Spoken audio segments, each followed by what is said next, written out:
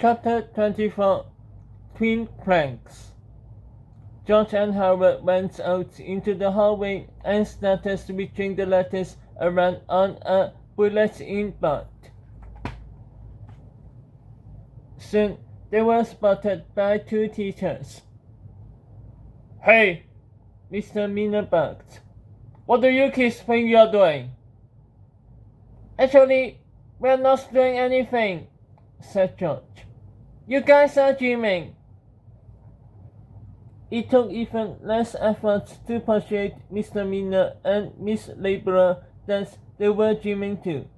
Once they looked through Miss Whipple's classroom window and saw yesterday George and yesterday Howard sitting in their seats, they were convinced. "There can't be two Georges and two Howards," cried Mr. Miner. "So this has to be a dream." "That's right," said Howard. "You can do anything you want. Just don't take off your clothes and—" "Oops, too late."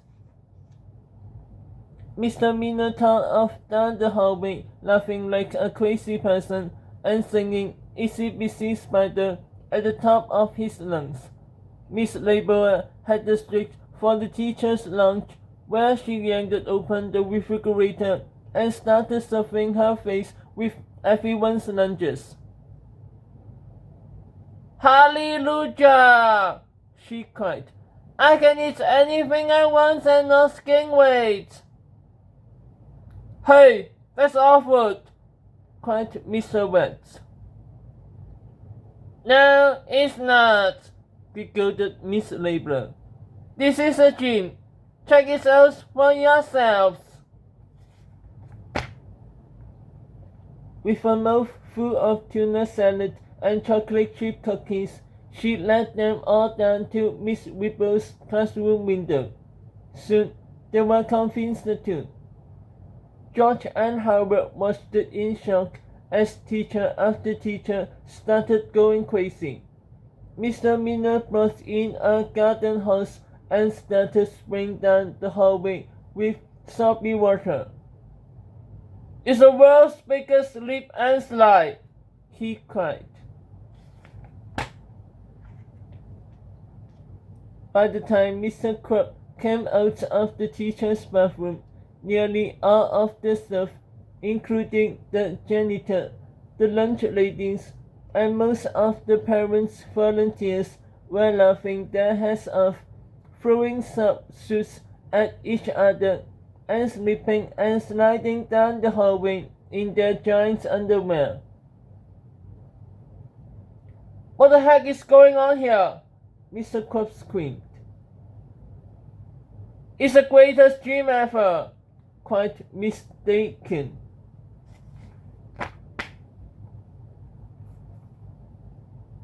She brought Mr. Krupp over to Miss Whipple's classroom window and showed him the proof. But when Mr. Krupp saw that there were two now Georges and two Howards, his reaction was a bit different from the other adults' reactions. He tried to speak. He tried to convince himself that he was dreaming. He tried to say something, but all that came out was beep beep, bubba, bubba, hop, hopper, hopper, wah wah.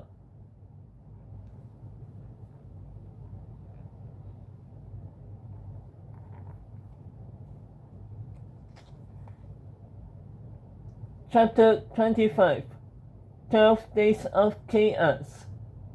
It didn't take long before the cops showed up.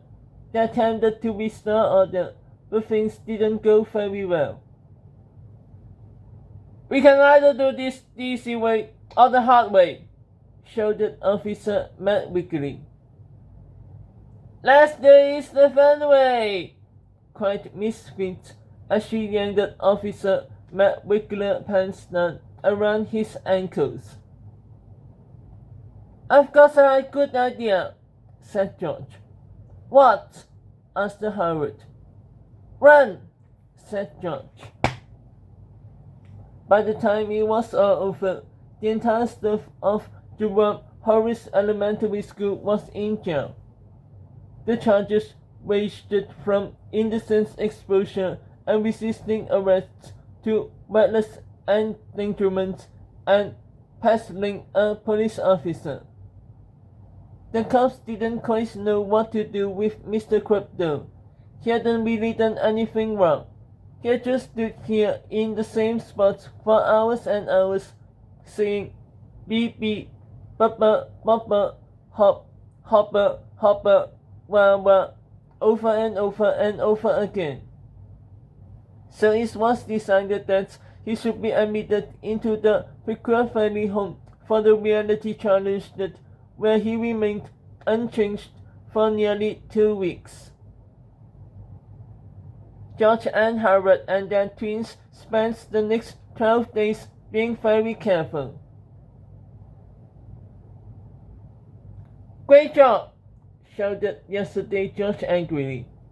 Our teachers are in jail and Mr. Krupp is in the groove house. These past 2 weeks have been a total disaster. 2 weeks? Said Harold inconsistently. Yeah, yesterday George continued. In the past 2 weeks, you guys have... No, wait, Howard interrupted. Wasn't something bad supposed to happen in 2 weeks? Yesterday George, and yesterday Howard all thought back to Melvin Neatley's cryptic warning in Chapter 11. Oh yeah, they all said simultaneously. The 4 boys looked around them. They checked the horizon. They sniffed the air. They put their ears to the floor and listened. Nothing. There was no sign of any trouble.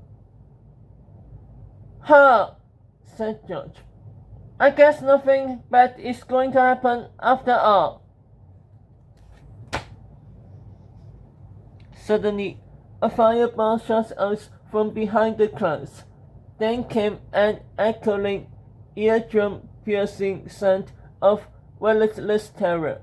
It was a laugh, a horrifying, sinister, stomach-churning laugh that the boys had not heard for many months.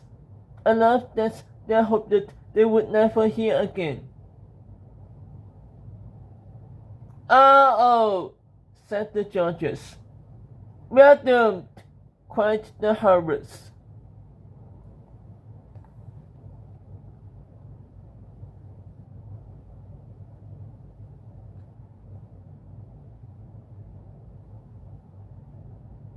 Chapter 26. Here's Johnny. The Turbo Toilet 2000 seated across the rooftops in his homemade walker scooter, laughing furiously as a trail of choking smoke filled the afternoon sky. Everyone screamed, everyone cried, everyone hid. Everyone, that is, except for George and Howard and their dreadfully distressed duplicates.